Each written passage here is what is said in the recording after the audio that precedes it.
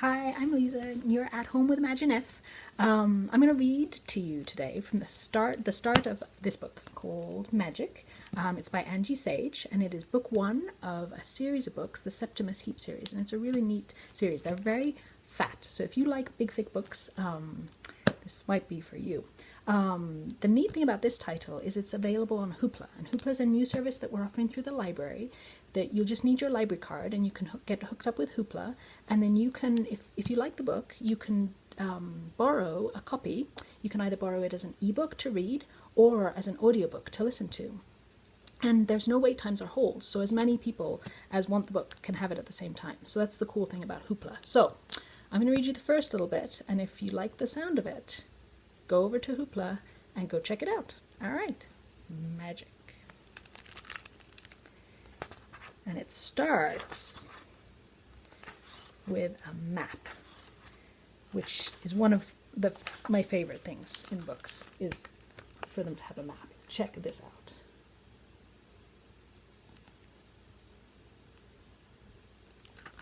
So I don't know how they do that on the audio, but if you might want to get the ebook and the audiobook so that you can check out the map, because it's super detailed.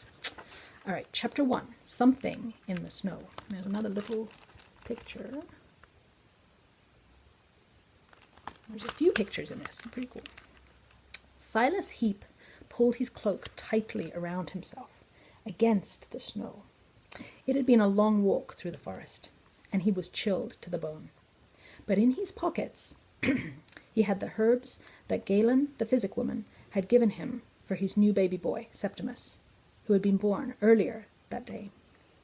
Silas drew closer to the castle, and he could see the lights flickering through the trees as candles were placed in the windows of the tall, narrow houses clustered along the outside of the walls. It was the longest night of the year, and the candles would be kept burning until dawn to help keep the dark at bay. Silas always loved this walk to the castle. He had no fear of the forest by day and enjoyed the peaceful walk along the narrow track that threaded its way through the dense trees for miles after miles. He was near the edge of the forest now. The tall trees had begun to thin out, and as the track began to dip down to the valley floor, Silas could see the whole castle spread before him. The old walls hugged the wide, winding river and zigzagged around the higgledy-piggledy clumps of houses. All the houses were painted bright colours, and those that faced west looked as if they were on fire as their windows caught the last of the winter sun's rays. Can you picture that? The castle had started life as a small village. Being so near to the forest, the villagers had put up some tall stone walls for protection against the wolverines, witches, and warlocks, who thought nothing of stealing their sheep, chickens, and occasionally their children. As more houses were built, the walls were extended, and a deep moat was dug so that all could feel safe. Soon the castle was attracting skilled craftsmen from other villages. It grew and prospered, so much so that the inhabitants began to run out of space, until someone decided to build the Ramblings. The Ramblings, which was where Silas, Sarah, and the boys lived, was a huge stone building that rose up along the riverside. It sprawled for 3 miles along the river and back again into the castle, and was a noisy, busy place filled with a warren of passages and rooms, with small factories, schools, and shops, mixed in with the family rooms, tiny roof gardens, and even a theatre. There was not much space in the Ramblings, but people did not mind. There was always good company, and someone for the children to play with. As the winter sun sank down below the castle walls, Silas quickened his pace. He needed to get to the north gate before they locked it and pulled up the drawbridge at nightfall. It was then that Silas sensed something nearby. Something alive, but only just. He was aware of a small human heartbeat somewhere close to him. Silas stopped. As an ordinary wizard, he was able to sense things, but he was not a particularly good ordinary wizard. He needed to concentrate hard. He stood still with the snow falling fast around him, already covering his footprints. And then he heard something. A snuffle. A whimper. A small breath? He wasn't sure, but it was enough.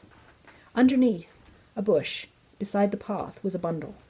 Silas picked up the bundle and, to his amazement, found himself gazing into the solemn eyes of a tiny baby. Silas cradled the baby in his arms and wondered how she had come to be lying in the snow on the coldest day of the year. Someone had wrapped her tightly in a heavy woolen blanket, but she was already very cold. Her lips were a dusky blue, and the snow dusted her eyelashes.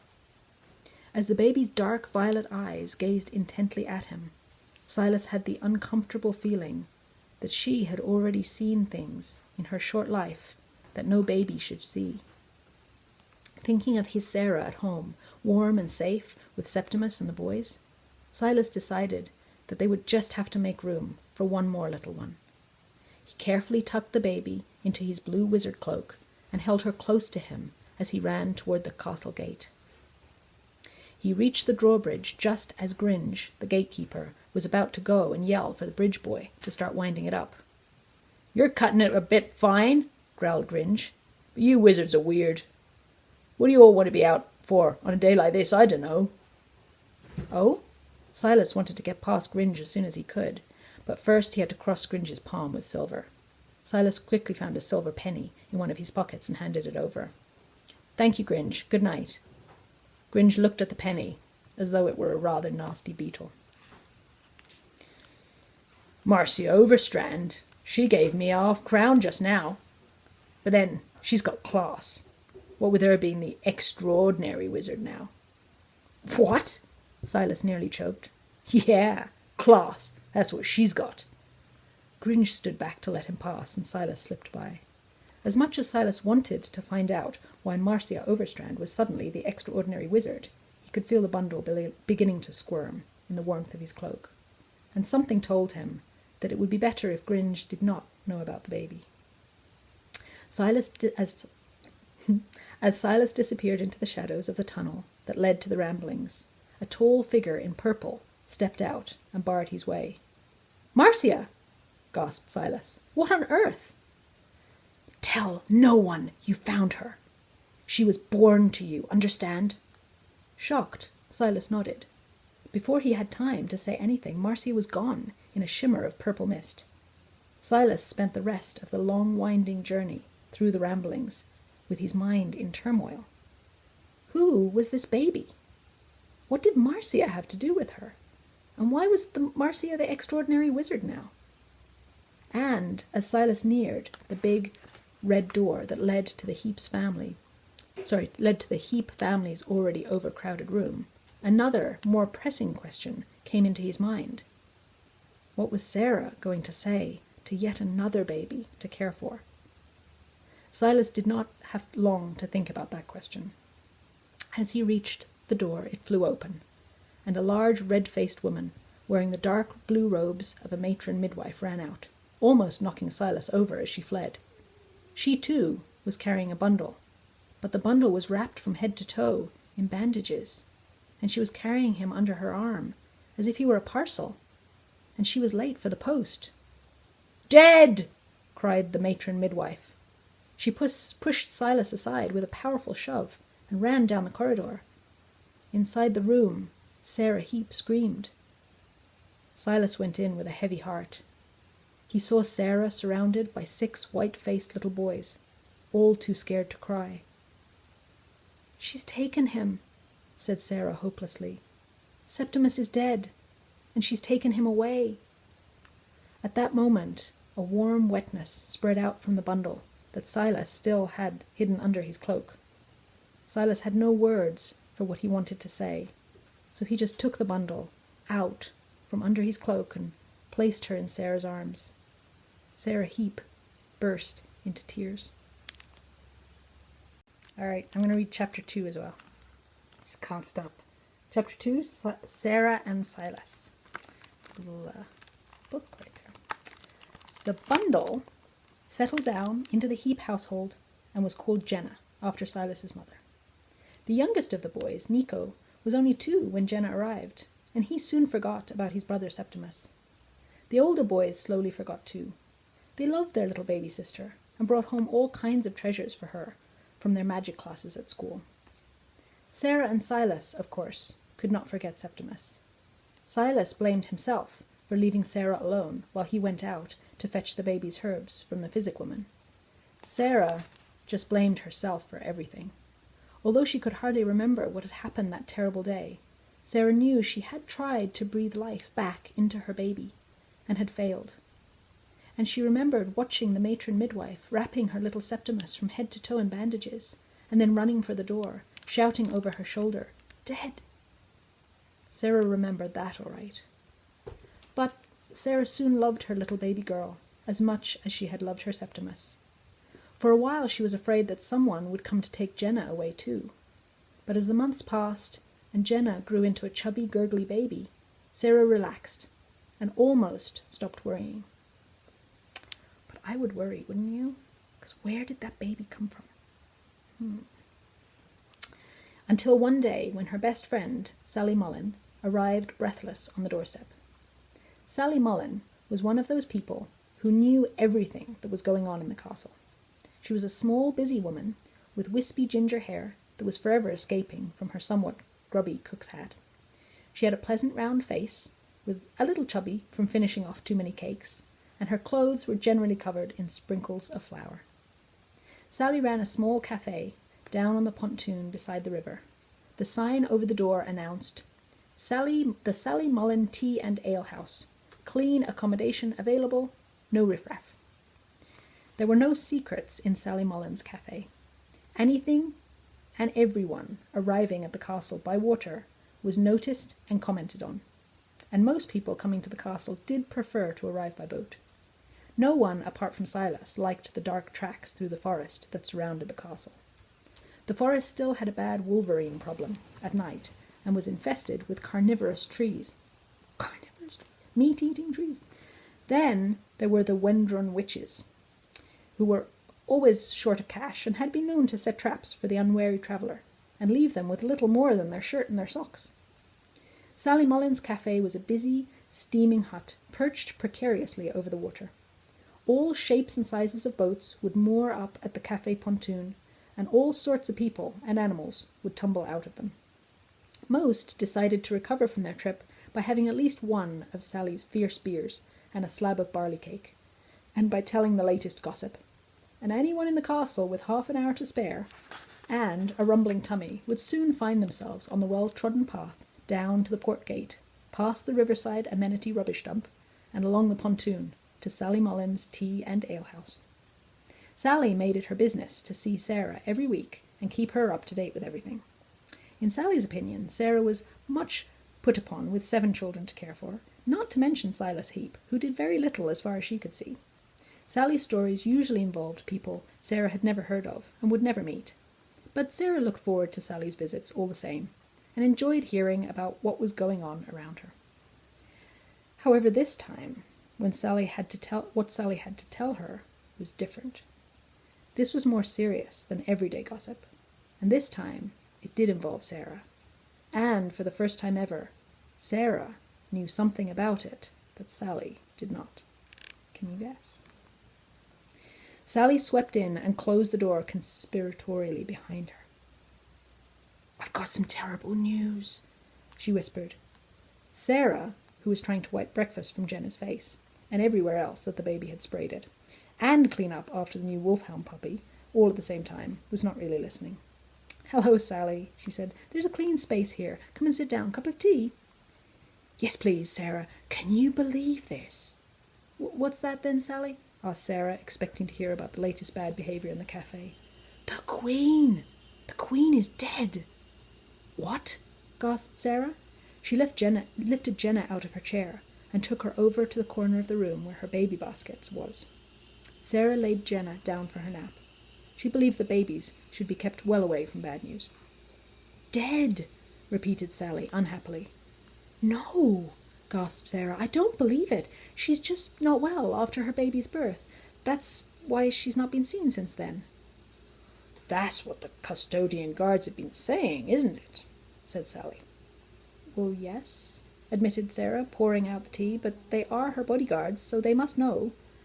Though why the Queen has suddenly chosen to be guarded by such a bunch of thugs, I don't understand."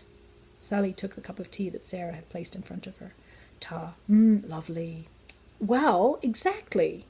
Sally lowered her voice and looked around, as though expecting to find a custodian guard propped up in the corner. Not that she never necessarily would have noticed one amid all the mess in the Heaps' room. They are a bunch of thugs. In fact, they are the ones who killed her. Killed? She was killed? Exclaimed Sarah. Shh! Well, see here. Sally pulled her chair closer to Sarah. There's a story going round, and I have it from the horse's mouth. Which horse would that be, then? Asked Sarah, with a wry smile. Only Madame Marcia. Looking triumphant, Sally sat back and folded her arm. That's who. What? How come you've been mixing with the extraordinary wizard? Did she drop by for a cup of tea? Almost. Terry Tarso did. He had been up at the Wizard Tower delivering some really weird shoes that he'd made for Madame Marcia. So when he had stopped moaning about her taste in shoes and how much she hated snakes, he said that he had overheard Marcia talking to one of the other wizards. Endor, the little fat one, I think. Well, they said the Queen had been shot by the custodian guards, one of their assassins. Sarah could not believe what she was hearing. When? She breathed. Well, this is a really awful thing, whispered Sally excitedly. They said she was shot on the day her baby was born. 6 whole months ago. And we knew nothing about it. It's terrible. Terrible. And they shot Mr. Arthur too. Dead. That's how come Marcia took over. Arthur's dead? Gasped Sarah. I can't believe it. I really can't. We all thought he'd retired. Silas was his apprentice years ago. He was lovely. Was he? Asked Sarah vaguely, eager to get on with the story. Well, that's not all, see? Because Terry reckoned that Marcia had rescued the princess and taken her away somewhere. Endor and Marcia were just chatting, really, wondering how she was getting along. But of course, when they realised Terry was there with the shoes, they stopped. Marcia was very rude to him, he said. He felt a bit strange afterwards, and he reckoned she'd done a forget spell on him. But he'd nipped behind a pillar when he saw her muttering, and it didn't take properly. He's really upset about that, as he can't remember whether she paid him for the shoes or not. Sally Mullen paused to draw breath and have a large gulp of tea. I would like a large gulp of tea right now. That poor little princess. Oh, wait. That's Sally again. That poor little princess. God help the little one. I wonder where she is now. Probably wasting away in some dungeon somewhere. Not like your little angel over there. How is she doing?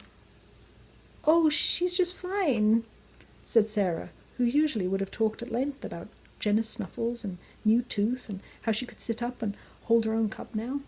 But just at that moment, Sarah wanted to turn attention away from Jenna, because Sarah had spent the last 6 months wondering who her baby really was, and now she knew. Jenna was, thought Sarah. Surely she must be the baby princess. For once, Sarah was glad to wave goodbye to Sally Mullen. She watched her bustle off down the corridor, and as Sarah closed the door behind her, she breathed a sigh of relief. Then she rushed over to Jenna's basket. Sarah lifted Jenna up and held her in her arms. Jenna smiled at Sarah and reached out to grab her charm necklace. Well, little princess, murmured Sarah, I always knew you were special, but I never dreamed you were our own princess. The baby's dark violet eyes met Sarah's gaze, and she looked solemnly at Sarah, as if to say, well, now you know. Sarah gently laid Jenna back in her baby basket. Her head was spinning and her hands shook as she poured herself another cup of tea. She found it hard to believe all she had heard. The Queen was dead, and Arthur too. Their Jenna was the heir to the castle? The princess? What was happening? Sarah spent the rest of the afternoon torn between gazing at Jenna, Princess Jenna, and worrying about what would happen if anyone knew, if anyone found out where she was. Where was Silas when she needed him? Silas was enjoying a day's fishing with the boys. There was a small sandy beach at the bend of the river, just along from the ramblings. Silas was showing Nico and Jojo the two youngest boys, how to tie their jam jars onto the end of a pole and dip them into the water. Jojo had already caught 3 tiddlers, but Nico kept dropping his and was getting upset. Silas picked Nico up and took him over to see Eric and Ed, the 5-year-old twins. Eric was daydreaming happily and dangling his foot in the warm, clear water. Ed was poking at something under a stone with a stick. It was a huge water beetle. Nico wailed and clung on tightly around Silas's neck. Sam, who was nearly 7, was a serious fisherman. He had been given a proper fishing rod for his last birthday, and there were 2 small silver fish laid out on a rock beside him. He was about to reel in another. Nico squealed with excitement.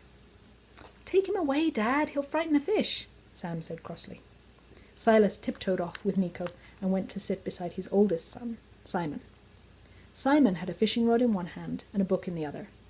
It was Simon's ambition to be the extraordinary wizard, and he was busy reading all of Silas's old magic books. This one, Silas noticed, was called The Complete Fish Charmer. Silas expected all his boys to be some kind of wizard. It was in the family. Silas's aunt was a renowned white witch, and both Silas's father and uncle had been shapeshifters, which was a very specialized branch, and one that Silas hoped his boys would avoid, for successful shapeshifters became increasingly unstable as they grew older, sometimes unable to hold their shape for more than a few minutes at a time. Silas's father had eventually disappeared into the forest as a tree, but no one knew which one. It was one of the reasons why Silas enjoyed his walks through the forest. He would often address a remark to an untidy-looking tree, in the hope that it might be his father. Sarah Heap came from a warlock and wizard family. As a girl, Sarah had studied herbs and healing with Galen, the physic woman in the forest, which was where she had met Silas one day. Silas had been out looking for his father. He was lost and unhappy. Sarah took him back with her to see Galen. Galen had helped Silas to understand that his father, as a shapeshifter, would have chosen his final destination as a tree many years ago, and would now be truly happy. As Silas, too, for the first time in his life, realized he felt truly happy sitting next to Sarah by the physic woman's fire. When Sarah understood all she could about herbs and healing, she had said a fond goodbye to Galen and joined Silas in his room in the Ramblings. And there they had stayed ever since, squeezing in more and more children, while Silas happily gave up his apprenticeship and worked as a jobbing ordinary wizard to pay the bills. Sarah made herb tinctures at the kitchen table when she had a spare moment, which did not happen often. That evening, as Silas and the boys made their way up the beach steps to go back to the Ramblings, a large and menacing custodian guard, dressed in black from head to toe, barred their way. "Halt!" he barked. Nico started to cry. Silas stopped and told the boys to behave. "Papers!" shouted the guard. "Where are your papers?" Silas stared at him.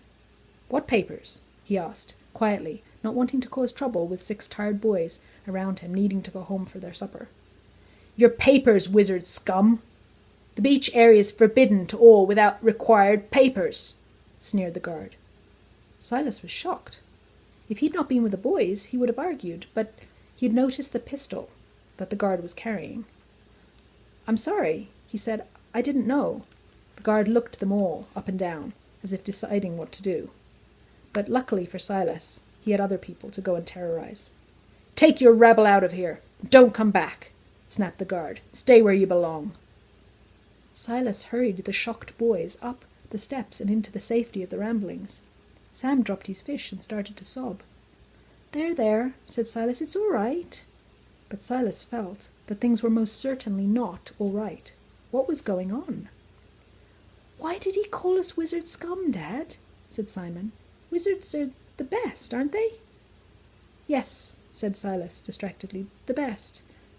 But the trouble was, thought Silas, there was no hiding it if you were a wizard. All wizards, and only wizards, had them.